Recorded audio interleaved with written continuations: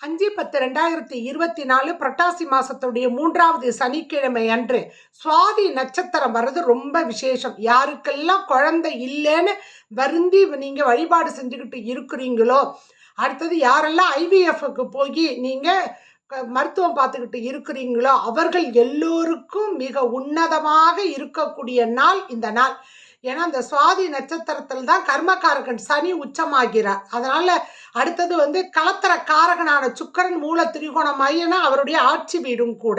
அதனால கர்மா செய்வதற்கு ஒரு குழந்தை இருக்கும், அது ஆணோ பெண்ணோ. அதனால அன்று நீங்க பெருமாளை வழிபாடு செஞ்சுட்டு உங்க குலதெய்வத்தை வழிபாடு செய்யுங்க.